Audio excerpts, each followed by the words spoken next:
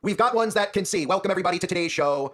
Donald Trump has shared a video on his Truth Social account of what he has planned for the Gaza Strip. And for anybody out there that hasn't seen, I've covered this topic quite a few times over my short period of time here on YouTube since I'm a brand new YouTuber, talking about the expansion of Israel, the greater Israel plan, which I'll talk about a little bit later. But Donald Trump continually exposes himself on his social media accounts, so much so that it should be easy for anybody out there with eyes to see and ears to hear to see who he's actually working for, what team he's actually on. And it's incredible we've gotten to this point where so many of our fellow followers of Christ are being deceived so easily. But I want to show you this AI video where you'll see Gaza as Trump's Gaza, which of course is a freedom city, a smart city, but more so than that, it is filled with signs and symbols, including that golden statue of Donald Trump that we continually see, which is really a modern day depiction of the golden calf. And of course, how convenient that Donald Trump on Tuesday evening shared this video using AI that showcases his proposals for the potential development of the war-torn Gaza Strip, complete with his golden statue and beachfront skyscrapers rising from the rubble again, which is going to be his branded freedom cities, which are really smart cities. And how convenient that it is a 33-second video that he shared. And it starts off with a shot of the city in ruins and what is to come next. And remember, even before this was announced, while Joe Biden was still in the White House, Netanyahu talked about Gaza 2035, and they revealed plans, a 3-step program for returning Gaza to self-governance and exactly what it would look like. And it looks exactly like we all depict these smart cities are going to look. Here is Donald Trump's video from Truth Social.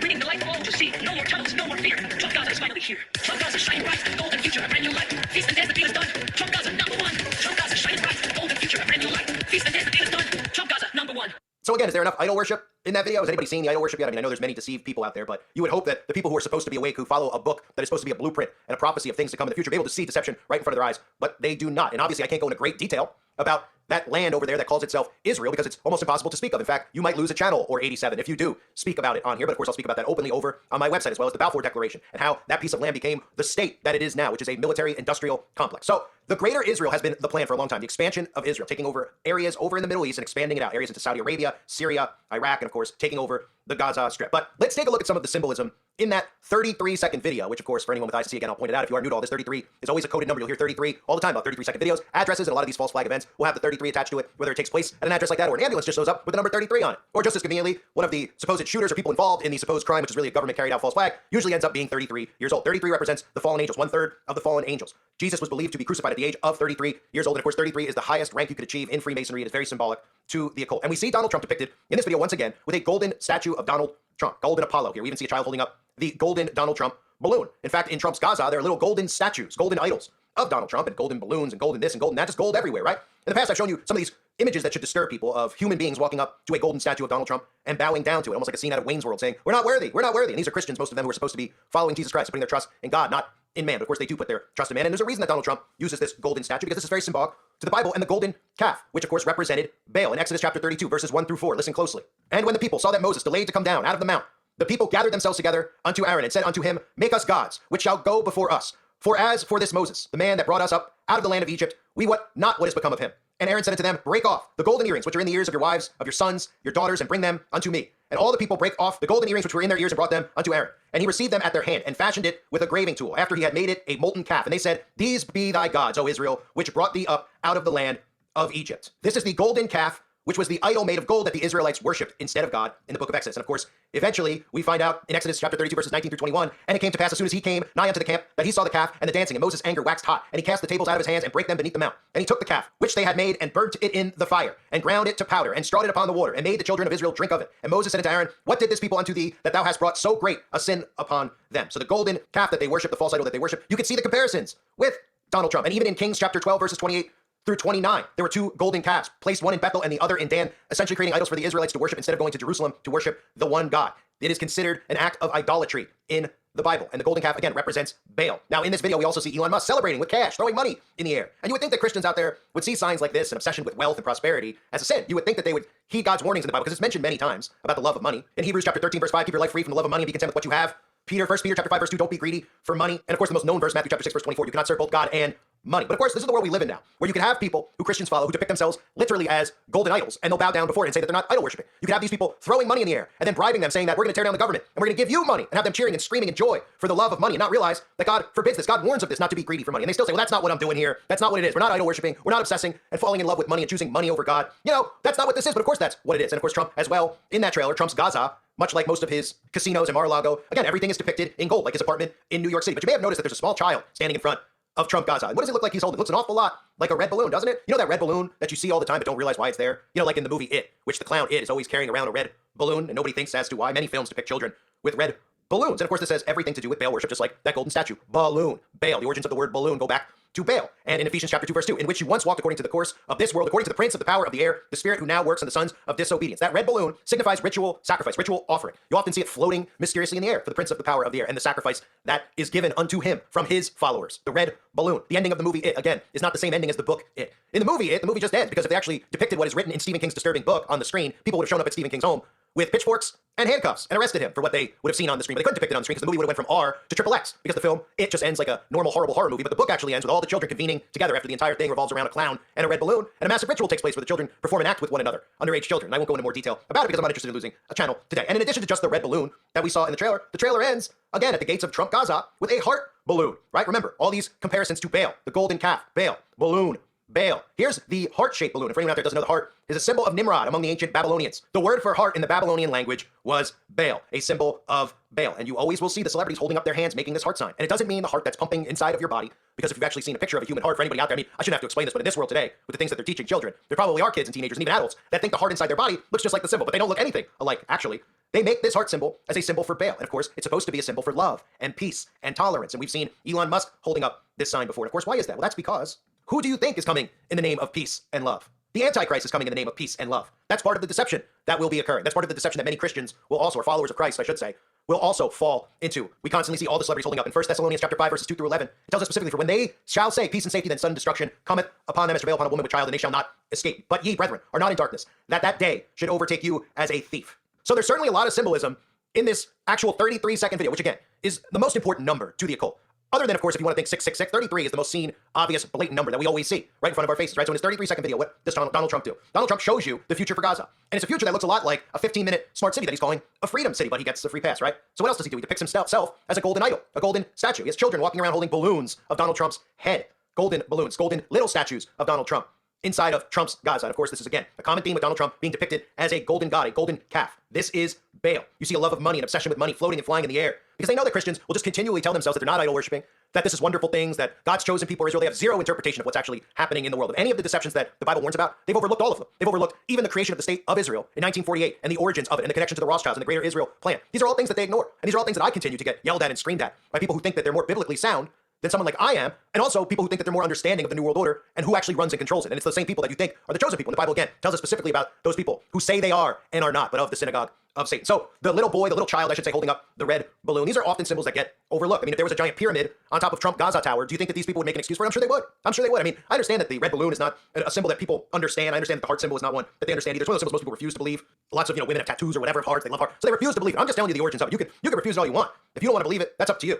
But the truth is right in front of your faces. But I mean, if Donald Trump put an all-seeing eye on the top of this Trump Gaza building, don't you think these people would make up an excuse for him and say, well, that's not what he's actually saying. He's not really an Illuminati. He's saying that he's playing 6D chess, right? He can literally stand there doing the all-seeing eye symbols. He can stand on the magazine covers, already has, holding up the 666 sign. We've seen that as a symbol of MAGA over the last decade or so, and these people make excuses for it. And now they're worshiping golden statues of Donald Trump out in public, and he's even depicting himself as this golden statue, sharing this video that's 33 seconds long on his social media accounts. And of course, if you didn't notice, the video ends with him and Netanyahu lying outside by a pool with their shirts off, mucking it up. Because guess who they're laughing at? Well, they're laughing at all those MAGA supporters. They're laughing at all of those Christians who have been deceived, who have fell in love and fell in bed with the synagogue of Satan themselves. Share this video, wake people up. Obviously, I'm sure the video's not long for this world, but what can you do, right? Other than try to get truth out as much as you possibly can. That's all we all can try to do at this point. I thank everybody for being here. I hope you're all doing well. God bless you and your families as always.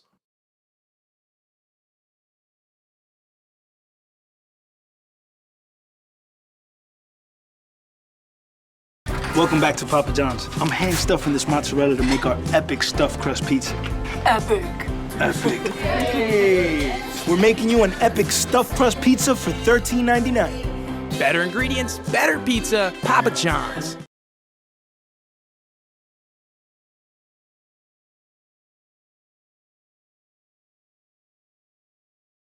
I've been doing this a long time, and a lot of people have great memories from the different eras that I've been in.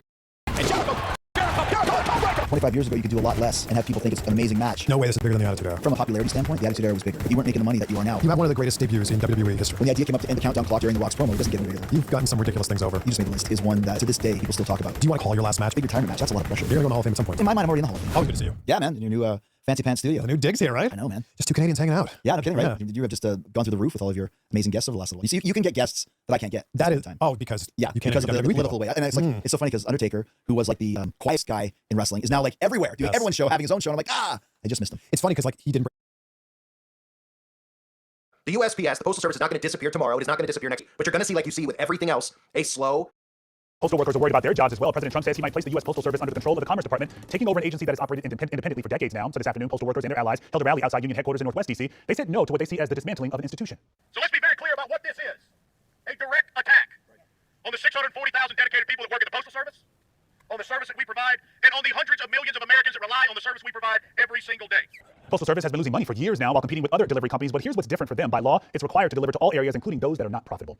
We've got ones that can see. Welcome, everybody, to today's show. Donald Trump is also looking to shake up the U.S. Postal Service, which should not surprise anybody. If we're heading towards AI governance, it means that everything is done digitally. And why is this important? Well, this is important for a few reasons. This is important because if you think about how people like us communicate and how people in the future are going to be forced to communicate, you start to realize that all communications are going to have to be done digitally. And of course, if all communications are done digitally, that means that the government can have full surveillance over everything that you say to every single person. And that's really what this is all about. Now, this isn't going to happen overnight. The USPS, the Postal Service, is not going to disappear tomorrow. It is not going to disappear next week. But you're going to see, like you see with everything else, a slow but steady transition. It could start with the removal of certain days where you will not receive mail anymore. And sure, people might yell and scream at first. You'll hear protests of postal workers who have lost their jobs, and no one will care because nobody has seemed to care about how people make a living in this country over the last couple of years, right? We've seen people who are okay with people losing their jobs over not being willing to poison themselves. So of course, when people see the post office employees yelling and screaming about losing their jobs, most people just shake it off and say, well, I gotta worry about my own. Well, here's the problem. All these jobs, all of our jobs are gonna become obsolete, and they're not hiding that with replacing us with artificial intelligence. So of course, at first, people are going to hear this, and they're gonna go, whoa, what? Trump's gonna take over and privatize the U.S. Postal Service? And we need to figure out exactly what that means, and I'll explain it to you in this video. But you need to wrap your head around what the future looks like. And yes, there will still be deliveries, but there will be drone deliveries, and packages will be delivered. But mail will become obsolete, as it already almost is, right? Think about how you used to get bills in the mail. You would write checks. But guess what? Without mail, checks become more and more obsolete, forcing you into digital currency, forcing you into digital communications. Take 1 day, take 2 days, now take 3 days. All of a sudden, you aren't getting mail delivered Monday through Saturday. And don't forget, when they privatize this, it means that they could cut off certain areas from receiving actual mail. So in other words, they could see to it that if you live out, let's say in the middle of the woods, like Ted Kaczynski, for example, you aren't going to be getting letters in the mail. The government's going to say, no. You need to live within this certain boundary if you're going to actually get mail from the U.S. Postal Service, especially anything that might be handwritten or delivered. Let's say perhaps in a smart city type of area, an area where the government has full control over all of the people. And it really looks in the future like Ready Player One. That's what the world looks like. People living in storage containers. The only things that they get delivered to them will be food and water. Of course, it will be food that you actually want to eat. It'll likely be plant-based food. And maybe you have some other packages you're allowed to order to entertain yourself while you're enslaved, because it's the least the government can do, right? To send you the latest Sonic the Hedgehog game while they have you locked up and quarantined inside of these shipping containers. So we've been hearing about this for years now. Even Forbes back in 2019, Trump talked about it in 2019. Why do we still have mail? And how much longer do we even need it? You can even ask Google AI, which I like to show people in my videos what the Google AI says, because this is what the sheeple go to for answers. So if anybody out there today, we're going to lose the post office with what Trump's doing, well, they're telling you. It's becoming increasingly likely that the traditional letter-based post office will become largely obsolete due to the rise of digital communication. And this has nothing to do with how much money the U.S. Postal Service loses. This is how they convince people to be on board with. This is how MAGA gets convinced that we need to get rid of the post office, because it's all about making money. It's all about business. Trump's a businessman, right? This has to do with controlling communications. So when you think to yourself about how you expect to communicate in the future, if people like us decided we weren't going to go along with this digital world order, we weren't going to get a digital ID, we weren't going to go forward with digital currency, we were going to try to live away from that. Well, guess what? You weren't going to be able to do anything through the mail anymore, because you weren't going to be able to communicate. And say you picked a state, and you picked X amount of acres in that state for people like us to go to. Now, that would never really happen, because if any of us got together and went to a large area, even if we went there with no weapons and we went to live just peacefully like the Amish live, and we went there and we just wanted to forage and we wanted to hunt and we wanted to live in peace with one another, well, it would air on the news that we were all out there planning an attack on America, and everybody out there would call for our heads, and that's exactly what would occur, because the government would never allow it to happen. But hypothetically, let's say you currently do live off grid. Let's say you do communicate via mail. Let's say you talk about quote-unquote crazy conspiracies, right? Well, once they privatize this, you won't be able to get mail in certain regions, because the government will decide who can and who cannot receive mail. That's what people need to understand. President Trump says he's looking to change the Postal Service, including giving the Secretary of Commerce authority over what has been an independent organization for over 50 years. It's a move that could be the first step towards privatization that could upend how Americans get critical deliveries, including online purchases, prescription drugs, checks, and vote-by-mail ballots. It's important they put the vote-by-mail ballot in there, because that's all that the conservative MAGA people need to hear to think that this isn't some new world order agenda to get everything digital. They just immediately think, well, that wasn't fair what they did with those mail-in ballots. That entire psyop that the government fed everybody for 8 years, hearing about ballot boxes blowing up and fake dead people voting, all that stuff was done by design so they could just continually slip stuff like that into all of these articles about vote-by-mail ballots to make people say, hey, you know what? Let's get rid of it then. Let's get rid of the mailing. We don't need the USPS. That's how they corrupted the election the last time, right? So the Washington Post first reported last week, citing numerous anonymous sources, that Trump planned to disband the U.S. Postal Service's Board of Governors and place the agency under direct control of the Commerce Department and Secretary Howard Lutnick. How convenient, another bagel lover. The Wall Street Journal also reported on the plan to dissolve the commission, citing government officials. Other countries have privatized their postal service in the past, but a plan to privatize the 250-year-old service that predates the formation of the United States could dramatically change the way Americans receive deliveries and even who would be able to get service. Current law requires the USPS to deliver to all addresses, even rural ones that are too costly for a private business to serve profitably. Even many online purchases handled by private companies such as United Parcel Service depend upon the Postal Service to handle the last mile of delivery to homes. So you hear right there, making this about money, right? In addition to the mail-in ballots. These are mind control tactics used to get people to think that Donald Trump's not serving the deep state. He's getting rid of the Postal Service. Well, they screwed him over with the mail-in ballots. Plus, everything they're doing is about saving money, right? That's why you've heard more and more stories about Doge over the last couple of weeks, where Donald Trump has openly said, hey, we're going to send checks to the American people. We're going to give them money back for taxes that they've put in. So all people hear is that, because they're money-driven and money-hungry, and they cheer for it without realizing that this is part of sabotaging the infrastructure by taking it all down and then having everything digital and fully controlled through artificial intelligence. So they say, well, we want to have a post office that works well and doesn't lose massive amounts of money. And we're thinking about doing that. And it will be a form of a merger, he said when asked if he wanted to make the USPS as part of the Commerce Department. It'll remain the Postal Service, and I think it'll operate a lot better than it has over the last couple of years, right? So a shift in business, billions in losses. Now the propaganda wants to, and this is how it's being reported in the media, so this is how they're conditioning people, okay? The service has been losing money for years. The volume of first-class mail has been declining for years as people found other ways, including emails, texts, and other electronic communications, replacing letters and online payments, replacing the sending of checks to pay bills. But the growth of online shopping has resulted in a significant increase in paper volumes. So then they go on to talk about how, well, they're still going to need to deliver somehow, right? Well, we know obviously there's FedEx, there's going to be Amazon drones, there's UPS. Those are all out there ready to go. They've been doing drone deliveries for a while, but they've been conditioning people even longer into accepting that, even accepting drone delivery for Uber Eats and food services, right? So when you look at the key takeaways of what this would mean,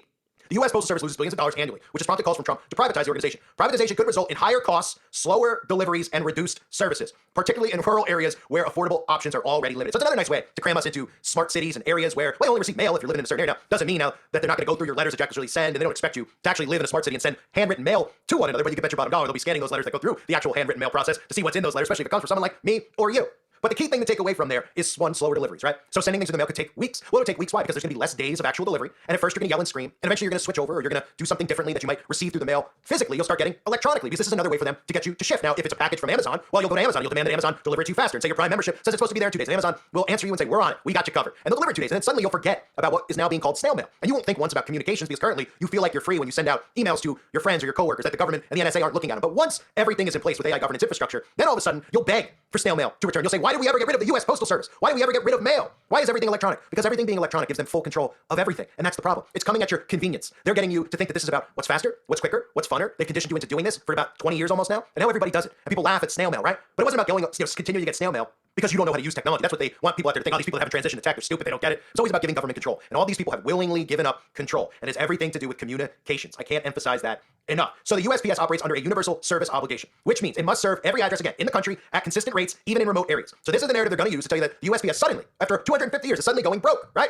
And of course, it gives them another excuse to jack up the prices, so they make it so you literally can't send mail. Suddenly, your postal stamp just to send a letter will be $10.50 to probably send, just to make sure you don't even try to do it. But once they can start removing the rural areas, again, this is another mechanism of control and force being used, all in the name of convenience and money, right? Trump's a businessman. It's all about saving money, right? And then they tell you, well, there's a decrease in usage. The calls for overhauling the USPS have been, they're not unfounded due to the advent of digital communications and online banking and bill payments. Traditional mail has become obsolete, and that's all been done by design, with the consent of most people, because they monitored and watched how easily they were able to get people to bank online, how easily they were able to get people to use Gmail instead of physical mail. And because all these things were faster, everybody went with it. Everybody fell for it. Everybody started saying, well, I can just shoot them an email, I'll shoot them this, I'll shoot them that. And most people will hear this video, who are dead asleep, who are sheeple, they'll hear this and they'll say that I'm absolutely out of my mind, because they don't see it yet. They don't get it yet. Democrat, Republican, gay, straight, black, white, don't matter. This is a system of total control. It's a control grid that they're building out, all through electronics, and eventually through your own body, which again, the internet of bodies, and the electronics being a part of you is a part of this. But most people don't see it yet. So what we're seeing right now is Democrats are upset about all these government institutions getting torn down, right? It's amazing how the seesaw, like I always call it the seesaw, how it's flipped, right? Now we see all these American quote-unquote institutions getting torn down. The conservatives love it. And now the conservatives are on board with, hey, let's just transition into technology. We want to, because all they need to hear is the simplest thing. We'll send you money back, right? They don't remember that about 4 years ago, this same government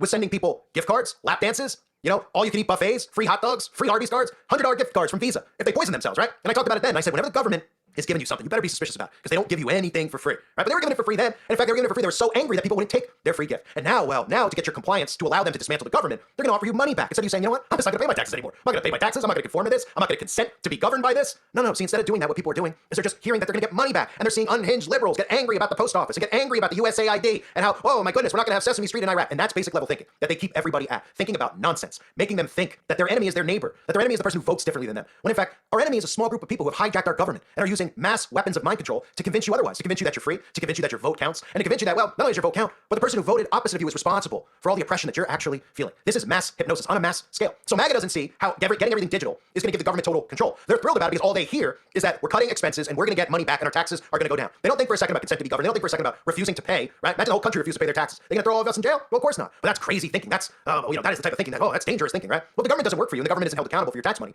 right? Why would you pay for it? You think that the stuff they're reporting on the news where your tax money really goes, you think it's going to Sesame Street in Iraq? Think again. It's going underneath our feet. There's underground cities. There's an underground country underneath us that they've built out over the last 50 years. And that's where they're headed while they burn the surface up here. That's why they're sucking the carbon out of the air with carbon vacuums and putting it underground. They're farming down below. They're planning to go down below while they cause chaos on the surface. But one of the big pegs in all these things, we talk about digital currency, right? One of the big pegs that needs to be knocked down is communication. Everything has to be electronic. All communications have to be electronic. And you can hear this and say, well, that's a stretch, is it? Read between the lines with what I said. You might not be visualizing it yet. You might think it's crazy because you're still going to get your mail tomorrow. You're likely going to get your mail next year, right? But once they start limiting how many days a week you get your mail and you get conditioned to that, the next wave will be, well, you live in what county? Well, we don't deliver it to that county. You live in what state? We don't deliver it to that state. See, we're only delivering to these nice 15-minute cities where the mailman can go down the road and we can pretend like it's a utopia, but it's really a dystopia. And we can just, the mailman can wave to you and smile like, you're living in the Truman Show and everybody's completely fake and living in hell on earth without realizing it. And you wave at the mailman and get your letter and your letter's coming from the guy up the road and there's nothing for the government to worry about because you're all under full-on surveillance anyway. So then you can get your little snail mail to one another. But this is about the overall removal of communications. this. When the government decides who can and cannot get mail, when they decide, well, these are the areas we're going to go and these are the ones we're not, and it's all based on pricing, that's how they get people to fall for it. It's all based on pricing, right? It's too much money to send it to, the middle of nowhere, Montana, or it's too much money to send it to Arkansas. It's costing too much, there's enough people there for the post office people to go. We're going to fire all the employees anyway, right?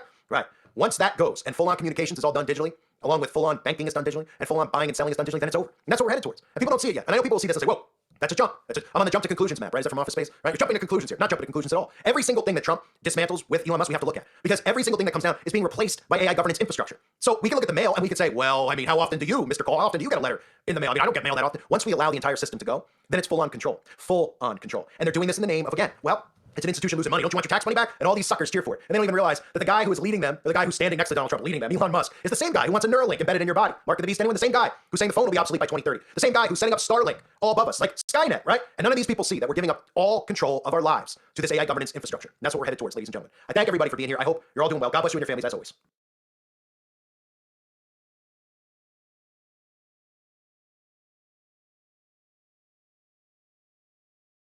The UN finances initiatives related to misinformation and supports government funding and third-party development of censorship tools and technologies, correct? Yes. And you're aware that U.S. taxpayer dollars have been used by the UN to develop and implement an AI-assisted fact-checking tool to label speech as misinformation, disinformation, and malinformation, toxic, or hate speech, correct? Yes, sir, very disturbing. In fact, in 2021, the U.S. gave the UN development program $190 million in taxpayer dollars, and I verify what they've developed has been tested in 5 countries: Kenya, Honduras, Liberia, Sierra Leone, and Zambia, and it's intended to expand to more countries. Does that concern you? Extremely.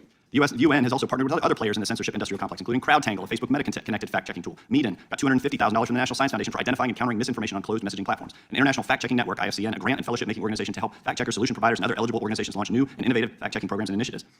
Do you see iVerify as part of a larger global trend towards centralized control over information? Yeah, and we didn't have a chance to get to it, but USAID has been pushing digital IDs that would tie people's bank accounts to their social media profiles. I mean, it's out of Black Mirror. I mean, the idea would be they'd be able to police and potentially debank you for something that you said online. It's extremely disturbing, and I'm just kind of shaking my head because after 2 years of this, we just keep discovering more censorship initiatives hidden away in different agencies, the UN, USAID. I mean, it's madness. It's terrifying. You agree. Programs like iVerify, the one you just mentioned as well, could be weaponized by authoritarian governments to silence dissent, and you've seen by our government as well. Yeah. Well, of course, by our government as well. And we've got ones that can see. Welcome everybody to today's show. What you just heard spoken about in Congress is actually what the ultimate plan is. I'm a little bit surprised that they even brought attention to it, but I guess while they're doing all of this quote-unquote exposing of the USAID, the majority of people won't hear what the actual agendas are that are being exposed. They're just going to continue to hear about how we need to restructure the government. But talking about the digital ID and the digital ID connected to your bank account, connected to your social media account, these are things I've exposed many times over the year. And we have advocacy groups which are led by the big banks, which aren't really advocacy groups because they're the ones who are pulling the strings, who are calling on the Trump administration to speed up digital IDs. And you heard him mention Black Mirror, which is something and a show that I've exposed many times over the years because there's probably no show out there that reveals what the agendas are with technology and the horror that is to come with technology in the future, more so than Black Mirror does. Here's a clip of what the digital ID, for anybody out there that doesn't know, that hasn't seen this clip before. Here's what it looks like, a world run with a digital ID through your technology.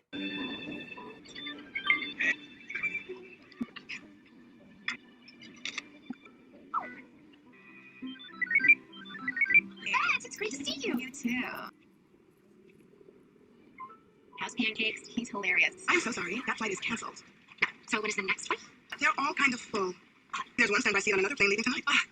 That's reserved for members of our Prime Flight program. You gotta be a 4.2 or over to qualify. Oh, I'm a 4.2. I'm afraid you're actually a 4.183. But it's so close. There's just nothing I can do. Right, sorry, I'm gonna have to ask you to not reach your language then. Can you call supervisor? I cannot do that. Can you just call supervisor? I cannot do that. That's profanity. We're zero tolerance of profanity. I'm sorry, it's just... You have to stop this. Help me. I'm so sorry.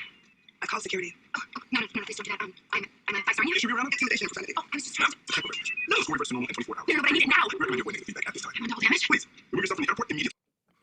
So of course that looks like something that's not possible, right? It looks like something that could never, ever be allowed or implemented by the government, but in fact it's already implemented in countries like China and coming to Australia soon. I've talked about the social media bans in Australia, where if you're 16 and under, you can't go on social media. And that's a wonderful thing. That's a great thing. In fact, we should all call for and demand the removal of social media in general for the betterment of society and mental health and people living wholesome, full lives. But of course, social media is leading to the demise of society. It is an addiction worse than any crack that is on this earth available to human beings, unfortunately, because we see how many people are addicted to social media. But eventually, the ban in Australia leads to a digital ID. The digital ID is the crucial element in this new world order. And the Better Identity in America, a blueprint for policymakers, is one of the so-called advocacy groups that is talking about the Trump administration bringing in this digital ID sooner than later. And if you read between the lines, you'll see how easily they'll be able to deceive people into a digital ID. Now, of course, they'll say, hey, we're not going to censor you with a digital ID. There's a bunch of things that make it important to have a digital ID, right? I've discussed this in the past. The border is a perfect example. The digital ID will be imperative for border security, which will make the sheeple want it more. That's all they'll need to hear. We'll be able to have a digital ID, which means you won't be able to cross without a digital ID. You'll get scanned. It'll get something that goes, that could be right up on top of the wall, and we'll be able to scan. Hey, we'll be able to scan the human being's DNA, so we won't have to worry about whether or not they're crossing the border or not. And these people will cheer for it. All it takes is a few more psyops. It's been quiet over the last couple of months, but a few more psyops about the border, about some young college girl getting killed by somebody who came across the border illegally. That's all it takes to make these people want what Big Brother wants for them already. So the Better Identity Coalition, the BIC, has sent a letter to the U.S. Department of Government Efficiency, known as DOGE, okay, urging a new Trump administration to prioritize digital ID as a fundamental component of government efficiency and national security. And you could read between the lines of where this is going. The coalition said identity fraud is not just a problem affecting government benefit programs, but is a broader national security issue that impacts multiple industries and facilities, criminal activity on a global scale. They go on to say, BIC commended USDS's initial efforts to combat fraud and government benefits, but stressed that the issue extends far beyond that scope. Organized criminals in hostile nation states, including China and North Korea, have exploited weaknesses in digital identity infrastructure to steal billions of dollars, harming not just government agencies, but also financial institutions, healthcare providers, retailers, fintech firms, and cryptocurrency exchanges. These crimes do not only result in financial losses, they also fund human trafficking, drug smuggling, and even the proliferation of weapons of mass destruction. They will use those things to tickle people's ears to get them on board with the digital ID. They will say that it'll stop trafficking because humans will be tagged like cattle and sheep. Thus, they won't be able to go missing. But of course, the humans that they want to go missing will go missing because you'll never even know of their existence in the first place because they won't be putting the stories on the news to let you know of all these missing children. The only time they do that is if they want you to know about it. And it goes on to say, to illustrate the urgency of the matter, BIC pointed to alarming statistics. The Government's Accountability Office has estimated that identity fraud losses cost the U.S. government between $233 billion and $521 billion annually, with pandemic unemployment insurance fraud alone amounting between $100 billion and $135 billion. And you only hear the stories out there about the pandemic insurance fraud schemes that keep on happening because they want you to hear about it. They want you to keep saying, how are these people stealing so much money? They're stealing taxpayers' money. How are these people getting away? Well, they're getting away with it because there's a digital ID, right? They're figuring out how to manipulate the system. So while you could hear conservatives like the guy in the beginning talking Congress about the horrors of a digital ID, which of course are true, eventually it'll be here. It just matters of how Donald Trump packages this, how it's marketed to the sheeple. Because if you're told it's a freedom ID instead of a digital ID, well, these suckers will be on board. Freedom ID, yeah. Freedom ID, it's only for U.S. citizens. Nobody could travel, nobody could have it unless you are one, right? And of course, eventually this is all embedded. So one of the key things to remember is you'll hear stuff about $233 billion, $500 billion annually, right? At the same time, Trump is using $500 billion to create AI infrastructure. And that's exactly what this is for. It's for the digital ID. And they even go on to talk about, before I show you the horror that you need to see of how this works, because I know a lot of people out there don't understand how this works, and I'll show you in a minute so you can understand that this isn't a Republican thing, this isn't a Democrat thing, this is a human rights violation. This is the government telling you where you could spend, how you could spend, where you can go, where you can't go, and whether or not you'll be able to access your own bank account based on your behavior, based on things you question online. And right now, well, if you're a Democrat, I'm sure a lot of things you say online the government would be opposed to, right? If you're part of the MAGA sheeple herd, of course, everything you're saying right now lines up with the current regime that's in power. And the seesaw is going to continue until this is in place, and human beings are forced to comply to whatever the government tells them. Even if the government tells them that they have to sleep with so-and-so, marry so-and-so, eat so-and-so, you'll be forced into compliance. And Larry Fink has said it since day one. BlackRock's Larry Fink. It is about behavioral control. We are forcing behaviors. And this is how they force it. They force it by telling you, look, you literally will not be able to access your own money. You literally will not be able to move freely unless you behave the way that we tell you to. And that means when we come to your door with a ramrod, we expect you to bend over and allow us to shove it up your rectum. Because that's the only behavior we'll accept. You bowing down and conforming to whatever we say. If we say we're going to take your kids because they belong to the state, you're going to bow down and say yes. And if you complain online on social media that we came to your door and took your kids, well, guess what? Your social score's going to go so low that you can't even eat or have water for the rest of the month, so you'll die of natural causes. But it'll really be starvation and dehydration caused by Big Brother themselves. They go on to say, in their closing remarks, BIC said, outdated paper and plastic identity credentials remain a major obstacle to modern security and efficiency. While a handful of states have introduced mobile driver's licenses, progress has been slow, and the government has largely focused on in-person use cases rather than the more urgent need for secure digital identity solutions. Things like that, people will fall for, hook, line, and sinker. Oh, it's a outdated paper or plastic. They've already forced the majority of people into doing things online by removing the option to do things via paper and handwritten things, right? And we've seen, obviously, the digital licenses. That is a beginning point to get a digital ID. It is not the overall digital ID that they have planned for you. Because the digital ID, which most people will just go, oh, what's the big deal? I shop online, I travel, I don't have a boarding pass anymore, I just use my phone. They don't understand that the digital ID eventually is you. The gene editing that's going to be done, the digital ID is going to be embedded in you, like blockchain. And that's what people need to pay attention to, but their brains can't wrap, they can't wrap their minds around what they're actually doing. So let me show you what life in China looks like. And if this doesn't look like absolute hell on earth, where you might as well be 6 feet under if you're living like this, then I don't know what does. They're constantly monitored by facial recognition cameras that are able to instantly put a face to a name. Now the Chinese are also ranked, given a mark out of a possible 950 points. A score in the 700s is considered good, around the 500 mark is not. For now, the number is a sort of bank credit rating, keeping track of everyone's spending habits. I think being ranked is a good thing. A society has to have rules. It forces us to be well behaved. It may seem scary, but it's just like that here. We're used to it, and anyway, we don't have a choice. But in an effort to keep all of its subjects in line, Beijing is taking the system a step further in 2020. It's aggregating data gathered by banks, private companies, and the state to rate if someone's a good or bad citizen. By using the most data possible, the so-called big data, the system will play an important role in rebuilding a moral society. The state will go over every detail of a person's life with a fine-tooth comb, their financial situation, spending habits, career, even behavior on social media. Criticizing the government online or displaying outward signs of wealth is a no-no. On the other hand, raising the party or giving blood increases your social credit. Xiao Wenwang is a model citizen. She lives in Nanjing, a testing ground for social ranking. Married with a child, she has a job in a retirement home, no debts, and she wouldn't dream of jaywalking. As a good citizen, I respect the rules of the road. If I didn't, I'd lose points on my social credit. In theory, everything can be taken into account in the social score, even the most innocuous errands like supermarket shopping. When Xiao Wenwang makes an electronic payment, her purchases tell the state a lot about her. Buying cigarettes would count against her. On the other hand, nappies show she's an attentive mother. Beer could indicate alcoholism. She'd be better off buying water.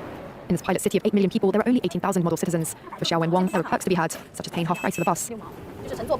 I get discounts for all public services, even at museums. And the library's free for me, thanks to my score. A good score brings benefits, but people with low scores lose rights. The cinema names and shames people considered untrustworthy, plastering their details, even their addresses, across big screens. It's a matter of principle. Those people have to be condemned. Those people aren't honest, so they have to pay the price. It's only right to pay your debts. You have to blacklist those that don't. The Supreme Court has created a blacklist for so-called bad citizens, those whose ratings have dropped to zero. On it are companies, but also 23 million people to date. Among them is this journalist Yu Hu. He got a little too close to uncovering corruption among high-profile party members. After being sued for defamation by the subject of a story he'd written, he was blacklisted. He only realised when he tried to buy a train ticket and was told he was banned from travelling. That tells me I'm still on the blacklist. Punished because he's been branded untrustworthy by the state. Once you're blacklisted, you can no longer get a bank loan, start a business, buy an apartment, or even send your children to a private school. Yu Hu is among a tiny minority of people who have dared to criticise the system, which some are calling a digital dictatorship. I worry because I think many people like me will be deprived of individual freedoms, and all of us will live with restrictions of one kind or another. After our meeting, Yu Hu learned that his name had been removed from the blacklist, but he still has a long way to go if he doesn't want to languish at the bottom of the social credit hierarchy. That's what the plan is. I've said it before. China is the blueprint for communism. Extreme global communism will be the name of the game. It might not look like that at first in America because all they need to do is use mind control to convince people that it's not communism. They can tell them it's whatever they want. They can tell them that it's still a democracy, and they'll believe it. They'll word it differently. They'll show you images of the American flag on the digital ID, and these people say it's not what you're saying it is. It's just a more convenient way. Hey, we could stop all this stuff at the border. Hey, all of a sudden we could stop human trafficking if we have digital IDs. It'll be marketed however they need to market it to the sheeple to get them to agree with it. But make no mistake about it. The hell on earth that you saw in the Black Mirror clip, the hell on earth that I just showed you in China. That's what the world looks like. A world where you have to conform to what they tell you. And some people would say, well, it doesn't look that bad. I mean, everybody's just got to be nice and be positive. You mean everybody's got to be fake. And then the more tyranny the government shoves down your throat, you have to agree with. You have to smile and agree with it when the government comes to your door and tasers you in the balls. You have to agree with it when the government comes to your door and takes your children. Don't forget some of the documentaries I played over the years, which are available on the website, where you could just see what communism looks like. And children, your children, belong to the state in global communism. They don't belong to you, which means the government will have the ability to come to your door and remove your children from the household. Not because you did anything wrong, not because of some situation where you might say, hey, let's get the kids out of the house because the parents are abusive. No. Because the state deems you not responsible enough to raise your children because you disagree with the state. And they don't want your child growing up learning about God. They don't want your child growing up learning about how dangerous and tyrannical the government is. They want your children growing up loving and worshiping the government as if it is God. And that's what the future holds with the digital ID. I thank everybody for being here. I hope you're all doing well. God bless you and your families, as always.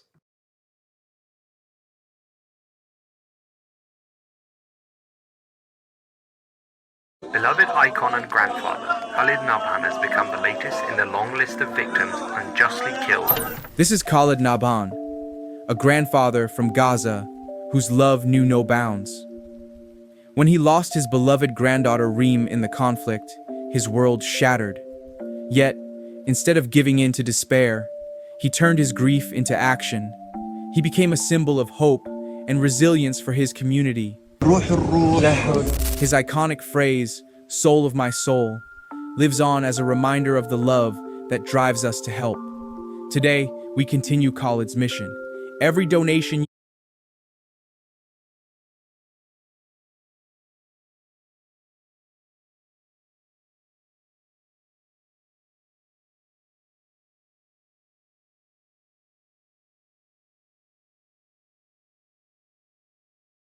We've got ones that can see. Welcome, everyone, to today's show. Elon Musk has unveiled the newest logo for his artificial intelligence, Grok. And if you look very closely, it looks a lot like Saturn, doesn't it? It's amazing how many logos and how many times we see occult symbolism in front of us, especially from the people who are claiming to be the good guys, the ones who are fighting the deep state, the ones who are fighting Satan himself, right? That's the role that Trump is playing. That's the role that Elon Musk is playing by exposing the government and what they're actually doing with your tax money. But right in front of your faces, they expose themselves and they reveal who they are. But people don't realize that signs and symbols rule the world, not rules or laws. So Grok's new logo is clearly a symbol of what? Saturn. It's very easy to see. It's a coincidence that when Elon Musk bought, quote-unquote, Twitter, or I should say was handed Twitter by the government themselves so that it could be a platform where they could hive mind all the Republicans and conservatives over and monitor them, where they've divided people, right, via platform, YouTube, Democrats, Facebook, Democrats, Twitter and X, Rumble, Republicans, right, makes it easier for the government to program their algorithms to study, watch the behavior, and know where to find people who are opposing government versus people who are on board with the government. So is it a coincidence that when he bought Twitter, he renamed it X? Well, of course not, because we all know that X is the symbol of the Antichrist, the symbol for the mark of the beast, the Osiris, risen, OTO, symbol that we see often in Freemasonry, often with every single celebrity you could possibly name, from Muhammad Ali to guys like Hugh Jackman. But of course, guys like Hugh Jackman get a pass because they're in a show called The X-Men, but nobody wonders what the term X-Men is even from and why these X-Men have superpowers, right? Look at all the people holding up the X symbol across their chest, including, of course, like I said, the Freemasons. It is probably the most common symbol for the mark of the beast and the Antichrist that we see out there that nobody ever notices, right? Madonna with the X on the eye patch, Machine Gun Kelly, all these celebrities posing on magazine covers just like they do with one hand over their eye. They fold their arms across their chest, making an X symbol. So Elon Musk renames this platform, which is going to be the collective consciousness according to his own mouth, or its own mouth. He renames it X, and now with his AI, he is giving the logo for Grok over to Saturn, right? And Saturn is the secret god of the occult. We see Saturn worship all around us, all the time. So while Donald Trump and Elon Musk are pretending to be your friends, while the alt-right media are pretending that they're exposing the deep state, they're really actually revealing themselves as worshipers of Satan, Saturnalia, Saturn moon matrix, the black cube. This is constant symbolism that is around us. The Star of David is another symbol that people don't seem to interpret correctly. The Star of Moloch or Remphan, the Seal of Solomon, which is the Star of Saturn. It represents Satan. And all the occultists out there know this. In Acts chapter 7, verse 43, Yeah, ye took up the tabernacle of Moloch and the star of your god Remphan, figures which ye made to worship them, and I will carry you away beyond Babylon. The cube that you see represents the magic square of Saturn. And just like the symbol X, it also represents Osiris. Saturn is a representation of Baal. You see black cube worship all around you, but you probably don't notice it. You even see some of these so-called rabbis wearing black cubes on their forehead. Ice Cube a few years ago even tweeted out a picture of the black cube and Osiris. But of course, people probably saw Ice Cube tweet out a cube and thought maybe it was an actual ice cube, because that's how low down the level of thinking and the thought process that our world has got. You might remember Sega Saturn. Even Ice Cube was one of the people used to market the Sega Saturn system. Look at all the logos that depict Saturn's rings, from Nike, NASA. We see Bud Light. Those rings, DirecTV, Saturn itself, the car, Toyota, Boeing, Capital One, Whirlpool. This is all done by design. They weren't making the logo for the internet, for Internet Explorer, and decided they want to put a ring of Saturn around an E because of the word Explorer. You even see it, of course, in Donald Trump's Space Force. And the celebrities don't hide their obsession with Saturn either. Adele, maybe the funniest things that's actually out there for people to see that should wake them up.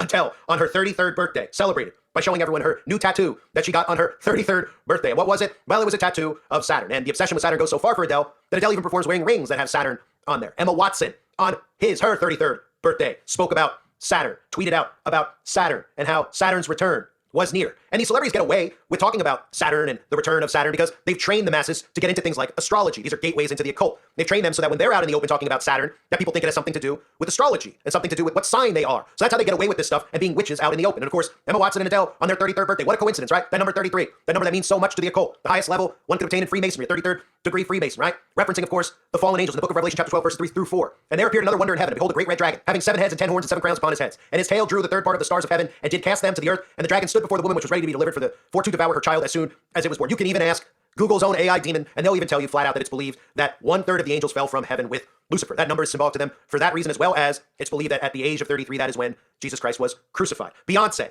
obsessed with the planet Saturn, right? Beyonce's got the earrings, right? Beyonce wears the hat. Often you'll see these weird hats that they wear, or, flat out just wearing it on their head like Lady Gaga. And people turn the TV on and see Lady Gaga on, and they're like, hey, that reminds me of like one of those desk globes you get. What did she put her head through it? And she decided to go on national television wearing that. And people just give these people a free pass because they think that they're creative and artistic when they talk about these things. These are witches and Satanists. This is the occult operating right in front of you. And that's what Elon Musk is a part of. And he shows it. X and Saturn. Michael Jackson, Saturn's ring, a very famous photo of him. There's even articles out there from Ariana Grande to SZA. Why are they all singing about Saturn's return, right? I guess in science class in 7th grade, when they asked what your favorite planet is, I guess they just all decided to like Saturn because it had a ring around it. That's why they always get it tattooed on them. They sing about it. That's why No Doubt has an album called The Return of Saturn.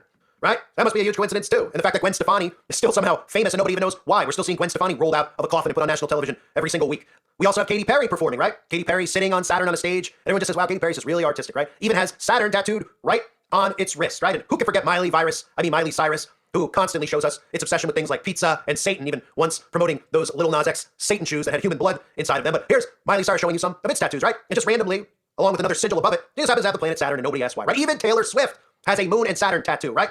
Nobody asks why Taylor Swift has a Saturn tattoo. They just think that Taylor Swift, Beyonce, Katy Perry, Lady Gaga, some of those famous musicians in America all just seem to be obsessed with this planet. Ariana Grande, Adele, right? And then, of course, what happens from there? Well, this is the purpose the false idols serve, right? They see Taylor Swift has a tattoo of Saturn, so hundreds of Taylor Swift fans in Australia and other countries get tattoos in honor of Taylor Swift. So they don't even realize that they're bloodletting themselves by putting satanic imagery, printing it, putting it permanently on their body, inking it onto their body, bloodletting it onto their body, not even knowing why, just in such a psychosis that they worship these false idols. And that's what the purpose of the false idols are. These false idols, look at these children who proudly hold up a tattoo, right? Why do you have the tattoo? Because Taylor Swift has it. Well, what does it mean?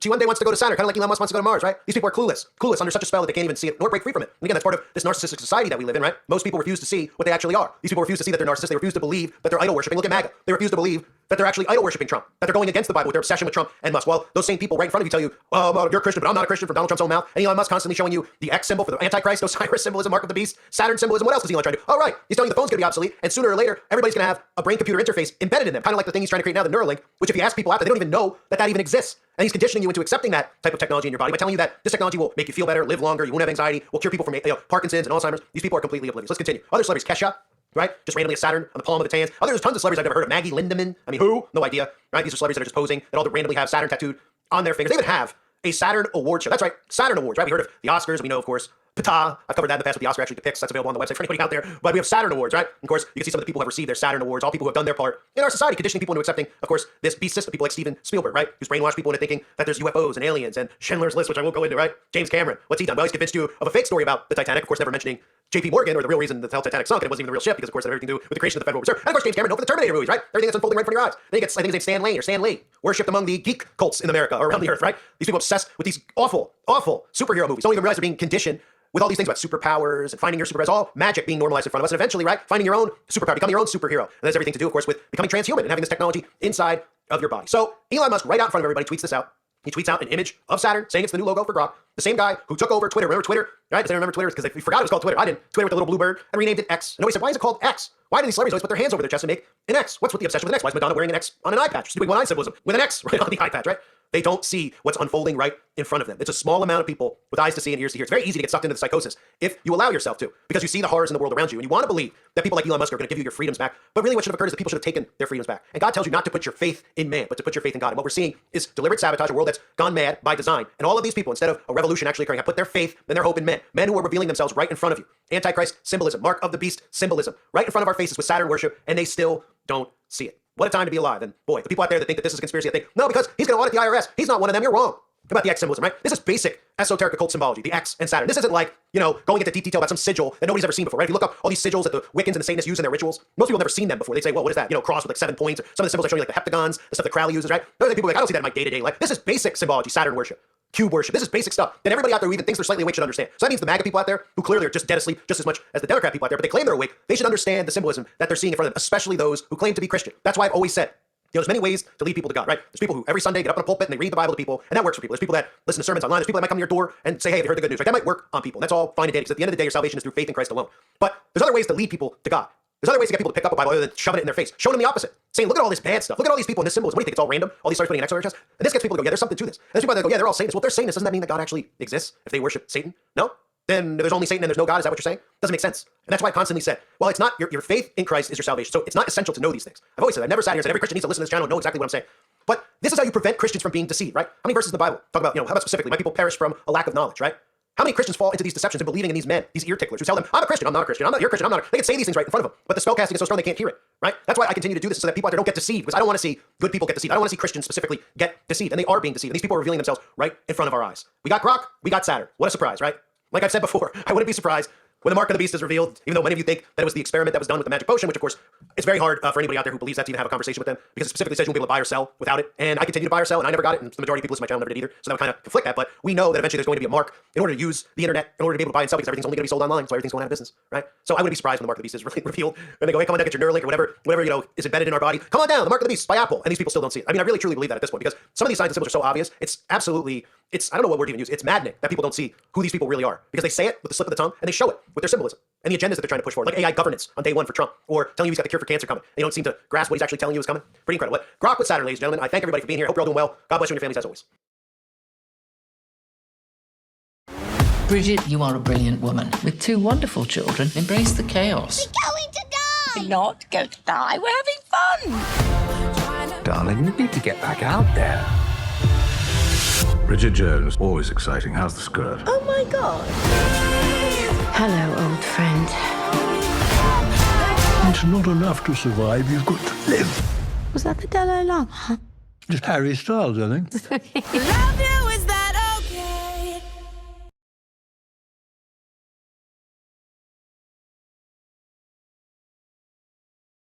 Everything that I ever accomplished, I really had to work for.